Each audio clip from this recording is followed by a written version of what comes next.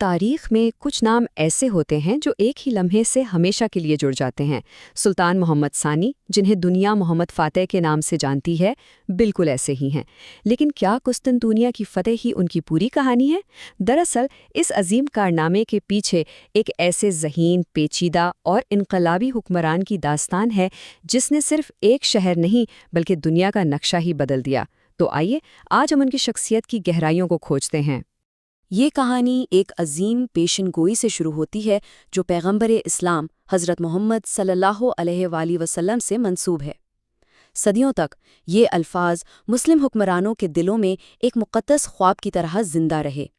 یہ صرف ایک شہر کو فتح کرنے کی بات نہیں تھی، بلکہ تاریخ کے ایک الہامی وعدے کو پورا کرنے کا عزم تھا۔ اور یہی وہ سوال ہے جو ہمیں سلطان محمد کی شخصیت کے بالکل مرکز تک لے جاتا ہے۔ آخر ایک 21 سالہ نوجوان میں وہ کون سی بصیرت، ہمت اور جنون تھا جس نے اسے ایک 1000 سال پرانی، ناقابل تسخیر سمجھی جانے والی سلطنت کو ختم کرنے پر اکسایا؟ یہ محض کوئی فوجی مہم جوئی نہیں تھی، یہ تاریخ کے دھارے کا رخ موڑ دینے والا لمحہ تھا۔ محمد ثانی کی تربیت عام شہزادوں جیسی نہیں ہوئی۔ صرف 12 سال کی عمر میں انہیں تخت سونپ دیا گیا جب ان کے والد سلطان مراد ثانی دنیا سے کنارہ کش ہو گئے۔ لیکن جب دشمنوں نے معاہدے توڑے تو اس نوجوان سلطان نے اپنے والد کو تاریخ کا وہ مشہور پیغام بھیجا: اگر آپ سلطان ہیں تو آئیے اور اپنی فوج کی قیادت کریں، اور اگر میں سلطان ہوں تو میں آپ کو حکم دیتا ہوں کہ آ کر میری فوج کی قیادت کریں۔ 1451 میں جب وہ دوبارہ تخت نشین ہوئے تو ان کا مقصد چٹان کی طرح اٹل اور واضح تھا۔ اب کوئی شک نہیں تھا، ان کا ہر منصوبہ، ہر سوچ، ہر قدم صرف اور صرف ایک ہی منزل کی طرف تھا: قسطنطنیہ کی فتح۔ اور یوں دنیا کی تاریخ کے ایک فیصلہ کن باب کا آغاز ہوا۔ یہ صرف ایک شہر پر قبضہ نہیں تھا، یہ ایک تہذیب کا سورج غروب ہونے اور دوسری کا طلوع ہونے کا لمحہ تھا۔ اس ایک فتح نے محمد ثانی کو ہمیشہ کے لیے فاتح بنا دیا۔ اب ذرا اس سلائیڈ پر نظر ڈالتے ہیں جو محمد فاتح کی عسکری ذہانت کا ثبوت ہے۔ قلعہ بنانا اور بڑی توپیں تیار کرنا تو شاندار حکمت عملی تھی، لیکن جو کام انہوں نے اس کے بعد کیا وہ عسکری تاریخ کا ایک ناقابل یقین کارنامہ ہے۔ ذرا تصور کیجئے، انہوں نے اپنی پوری بحریہ کو خشکی پر ایک پہاڑی کے اوپر سے کھینچ کر دشمن کے بحری بیڑے کے عین پیچھے سمندر میں اتار دیا۔ یہ ایک ایسا منصوبہ تھا جو کسی کے وہم و گمان میں بھی نہیں تھا، ایک ایسی چال جس نے جنگ کا پانسا ہی پلٹ دیا۔ اور پھر وہ دن آ ہی گیا۔ 57 دن کے شدید محاصرے کے بعد قسطنطنیہ کی وہ دیواریں جو 1000 سال سے ہر طوفان کے سامنے کھڑی تھیں، آخرکار ٹوٹ گئیں۔ 29 مئی 1453 کو بازنطینی سلطنت، جو 1100 سال سے زیادہ قائم رہی، ہمیشہ کے لیے تاریخ کا حصہ بن گئی۔ کہا جاتا ہے کہ جب فاتح سلطان شہر کے تباہ شدہ شاہی محل میں داخل ہوئے تو انہوں نے طاقت اور عظمت کے عارضی پن پر غور کرتے ہوئے فارسی کے یہ مشہور اشعار پڑھے۔ یہ لمحہ دکھاتا ہے کہ وہ صرف ایک جنگجو نہیں تھے بلکہ گہری سوچ رکھنے والے ایک فلسفی بھی تھے۔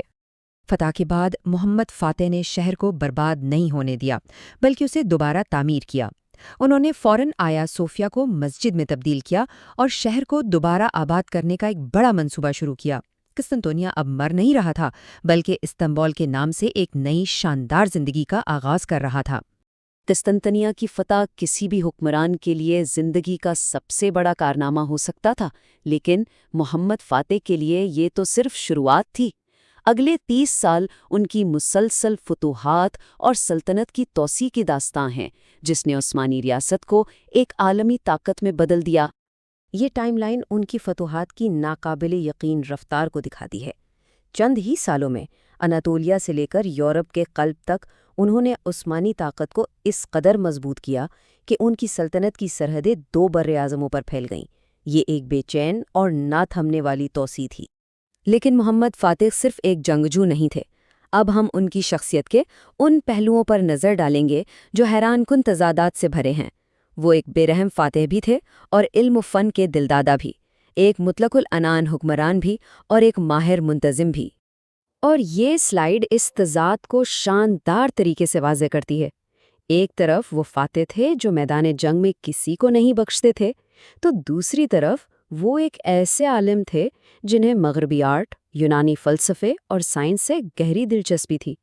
انہوں نے اطالوی مصوروں کو اپنے دربار میں بلایا اور ایک ایسی لائبریری قائم کی جس میں دنیا بھر کی نایاب کتابیں تھیں۔ فتوحات کے ساتھ ساتھ محمد فاتح کی اصل ذہانت ان کی انتظامی اصلاحات میں نظر آتی ہے۔ انہوں نے حکومت کو ایک مرکزی نظام میں ڈھالا، پرانی اشرافیہ کی طاقت کو ختم کیا اور ایک ایسا قانونی ڈھانچہ بنایا جس نے سلطنت عثمانیہ کو آنے والی صدیوں کے لیے استحکام بخشا۔ تو یہ قانون نامہ اتنا انقلابی کیوں تھا؟ اہم نقطہ یہ ہے کہ اس کے ذریعے محمد فاتح پہلے سلطان بنے جنہوں نے ایک جامع قانونی نظام صرف مذہبی اصولوں پر نہیں بلکہ ایک حکمران کے طور پر اپنے اختیار کی بنیاد پر قائم کیا۔ یہ ایک جدید مرکزی ریاست کی بنیاد رکھنے کے مترادف تھا۔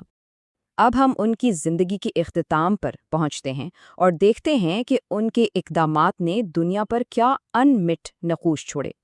ان کی میراث آج بھی ہمارے ارد گرد موجود ہے۔ 1481 میں صرف 49 سال کی عمر میں ان کا اچانک انتقال ہو گیا۔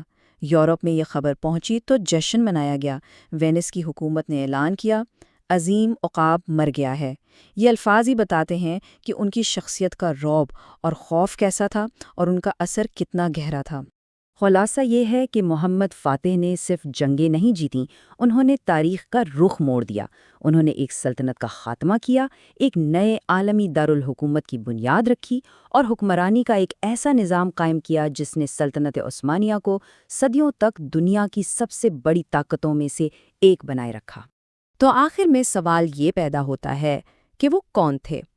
ایک بے رحم فاتح یا ایک روشن خیال دور اندیش حکمران؟